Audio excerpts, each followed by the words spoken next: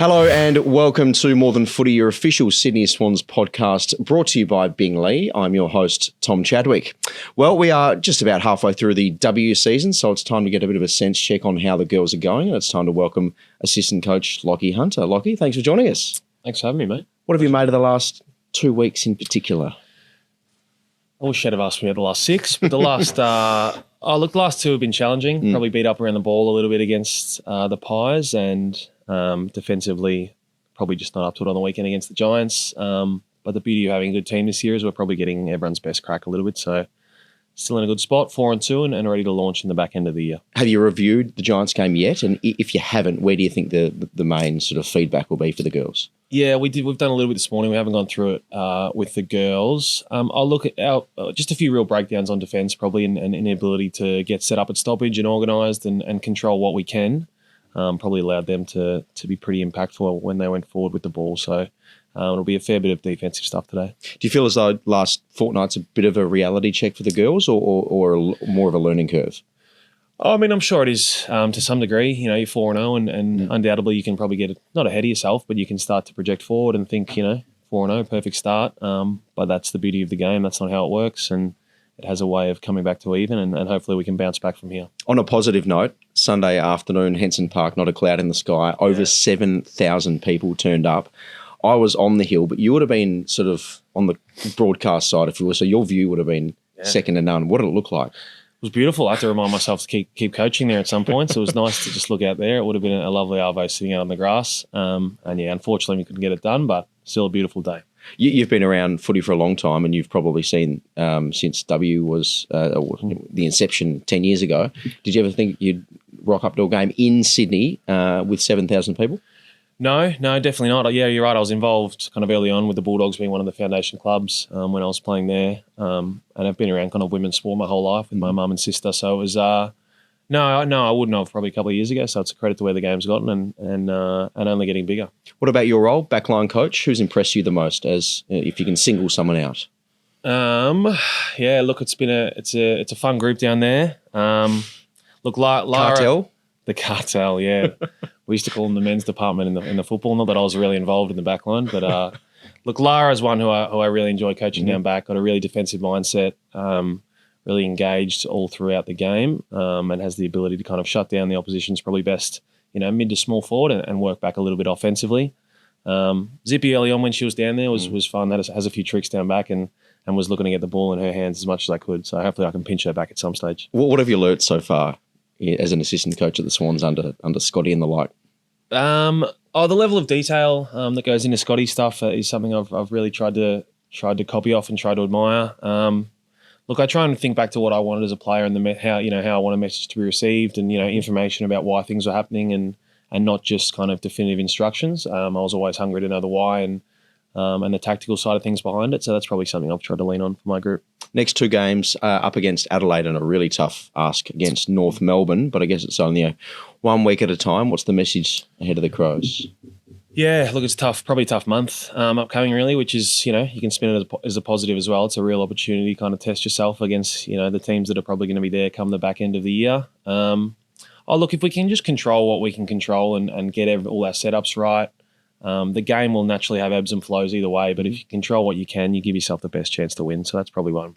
What about just in general your transition from Melbourne to Sydney and I guess from a former player into the coaching ranks? Why and how did it all come about? Yeah, so my partner's from up in Sydney, so we made the move up here, post playing, and then through a relationship with Mark and Jared, my 2 of my cousins who are involved in the men's program. Was able to slip in here and start kind of my coaching journey in the women. So it's been really exciting. And what's the most enjoyable part of moving into coaching?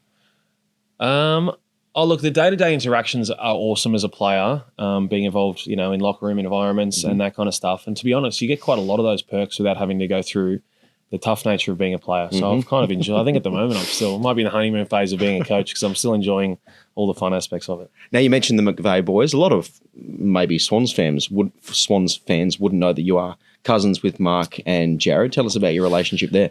Yeah, so on my mum's side of the family, first cousin, so never got to play against Mark, but got to play against Jared, played against him in a grand final. Obviously got the chockies that day over him, so it's nice to remind him of that. Sorry, this is a Swans podcast. That's a dark day, wasn't it?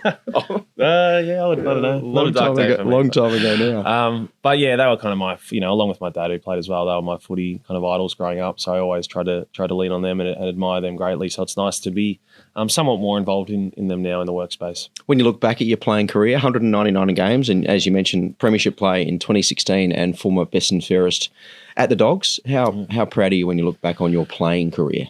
Yeah, 199. Simon Goodwin arrives soon, so I'll have to ask him what happened at the last one. It's funny you say that. When I was doing some research for this, I thought, geez, he's stiff, 199. Oh, there are a couple of chances as well, but we can address that when he gets here.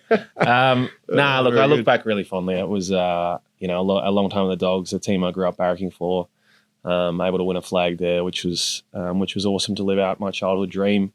And then a couple of years at the D's to finish. It's a really long career that I'm proud of.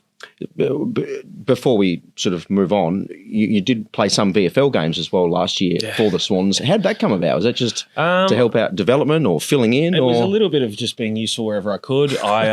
Look, to be honest, I wasn't in. Wouldn't say I was quite in match condition, but your third game you got over 30 touches, didn't you?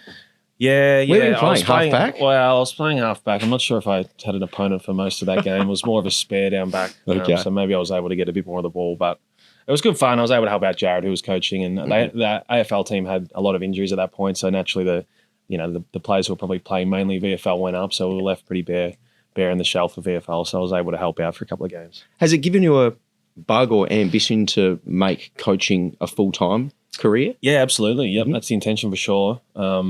And this year's probably only solidified that. Yeah. And so where do you think the ceiling is, or where do you think the girls could go to from here? I know we started really well, but probably a bit of a reality check in the last 2 weeks. Where do you think we're sitting? Look, ask me in a month and I think we'll know. You're hopeful that our game stands up against particularly these next 2 weeks. I think we'll really find out kind of where we are. And, we're definitely still in a position where finals are more than realistic. But it's even more probably so about, how you play in those finals and if you can stack up right against the best. So we'll know a lot more in 2 weeks' time, I think. All right, mate, before we wrap up, time to learn a bit more about you with some rapid-fire questions, all right? You can't think. No worries. She's going to scare me a bit. Okay, first up, your favourite Swans W player? I'll stick with Lara down back. Your favourite Swans employee? Well, I'm not going to answer you because you're here. Well, I'll go Goody. He's the newest, and he was my head coach. So okay, we'll go him. I think I know the answer. Although, hang on, I may not know the answer. You've played for two previous teams. Your favourite non-Swans AFL team? Non-Swan, the Bulldogs will be my answer. Yeah, the longevity in that. Growing up, childhood team, that's the get them across the line. Fair enough. Favourite public holiday? Public holiday? God, they're not even a thing when you play AFL. I probably couldn't name you three of them. Christmas, Anzac Day, Australia Day. No, we'll go Boxing Day. Does that absolutely. You're a cricket man? Yeah, I love my cricket, so that's always a favourite day. How many Boxing Day tests you made? Probably 3 or 4. Not too many. I try and get away with the same group of mates every year, and we set up at the same spot and watch that test every year. So are you going to go to the SCG test this year, Ashes? Yeah. I think I'll definitely. It's a great spot to watch. Me too. It's beautiful. Yeah, very good. Favourite moment so far at the Swans? I think probably the round 1 win, maybe against Richmond. From a coaching point of view, was my first probably game being involved as a coach. So to get the win there, big crowd, beautiful ground to watch footy there. So that was a nice night. Favourite dish? I love my cooking, so it's probably lamb shoulder or beef short ribs would be my go-to. Favourite footy memory? Yeah, sorry, we'll have to mute this bit, but the 2016 flag. Favourite holiday destination? What would I like? Somewhere in Europe where it's nice and sunny. Yeah, fair enough too. Finally, favourite weekend activity? When you got the weekend off, what do you like doing? Golf, cooking, a little afternoon wine. That'd be my ideal day if you can squeeze all those into one. Sounds great. Yeah. Excellent stuff, Lachie. Thanks very much for coming on. Good luck for the rest of the season and hope the girls go well. Thanks, mate. Appreciate it. Hi, I'm Lionel Lee, and we're proud to be a sponsor. Bingley has been around since 1957, and I'm proud to say we're still family owned. Our team is over 720 people now, and there's one thing they all believe in. We treat our customers like their family. That's the Bingley way.